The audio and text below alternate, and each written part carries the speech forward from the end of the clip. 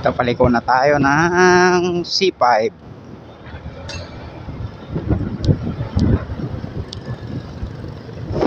Tingnan natin ang lagay ng trapiko. Ay, medyo okay. Hindi hindi ma-traffic. Dito na tayo ng C5. Ito, papasok na tayo ng intersection yan. Nasa C5 na tayo.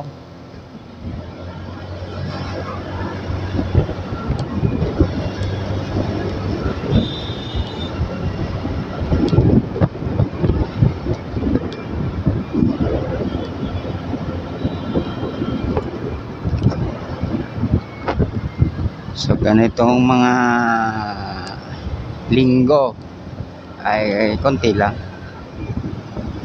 hindi hindi totally traffic. Yan So linggo mga kasama, mga kapatid, mga kaibigan.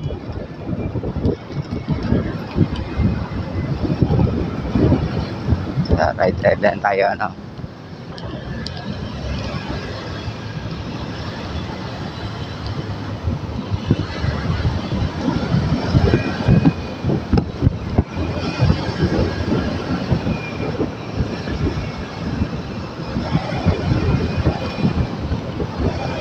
pag ganito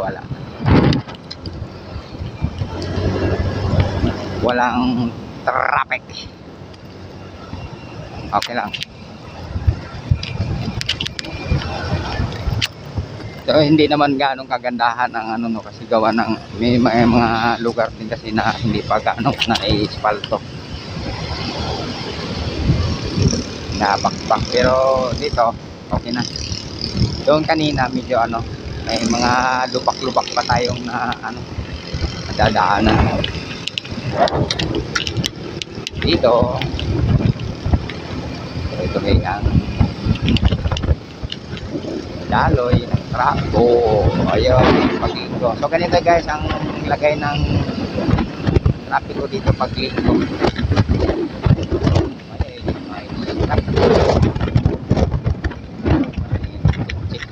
Checkpoint. Okay lang naman.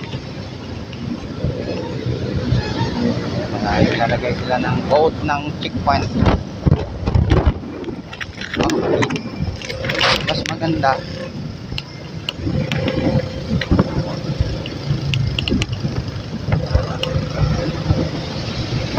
Hindi naman nagkaroon ng mag-restriction. Hali kasi sila yung kapagatingan mga tanghali.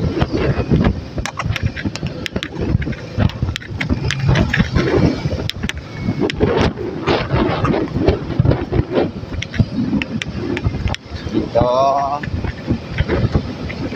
C5, pero tayo, papunta tayo ng sa Uyo.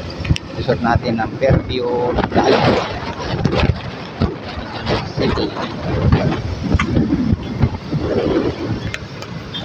Daan natin mamaya.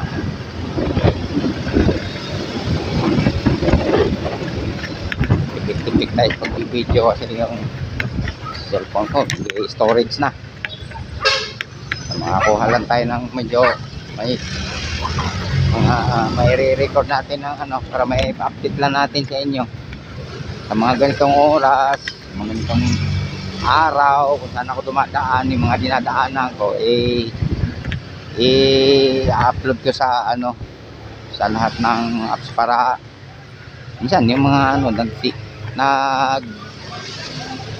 timitingin din sa kung bang mga ganitong araw, kung saan traffic ba o hindi. So kung sakali mang dumadaan sila, makikita nila na mga ganito pala yung paglinggo. Sa ganun lang lagay ng paglinggo, lagay ng traffic may kunting lang build up, pero wala samang talaga ang walang pas paglinggo.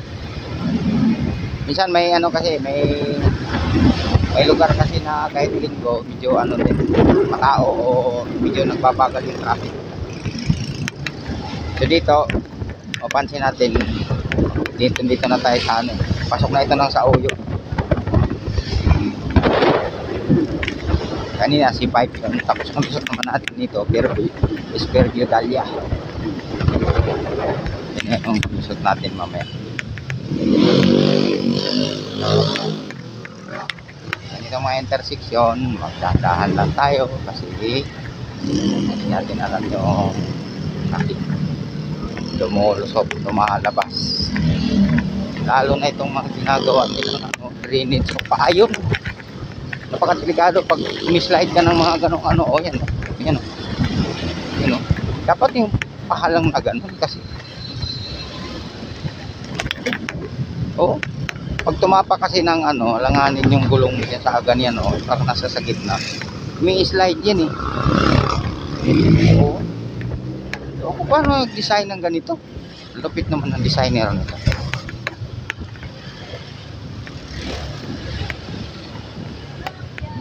Marami ako nakikita rin. Ako minsan nadadali din ako yan eh. Kagaya niyan no.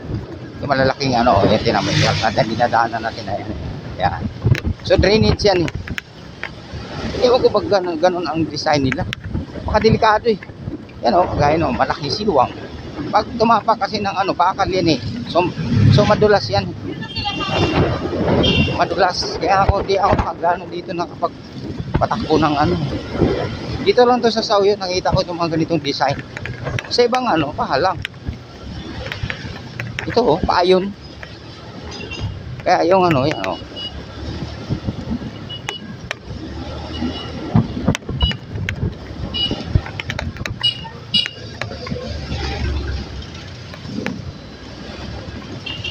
Oh, sinadya siguro pa hindi magbilis pero mali. Marami akong nakikita dito nag-i-slide.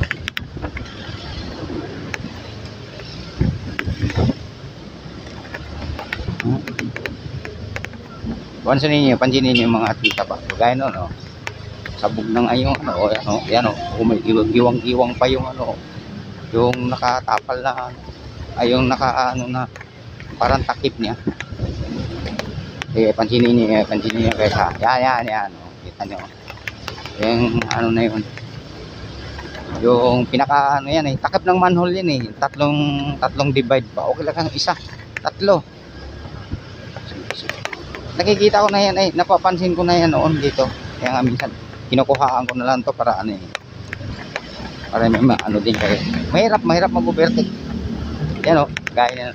O, yan o, o. Delikado sa slide yun eh. Isa din dito, put-put sa likod. Kita na nga medyo nagbe-build up na dapat sana, unawain mo na yun sa harap mo. Ito, yan, kapapot-pot ng pot-pot, in-overtake ka sana dun sa kanan. Yan o, pansinin nyo guys yung mga dinadaanan ko na. Yung mga dinadaanan ko, yan nakikita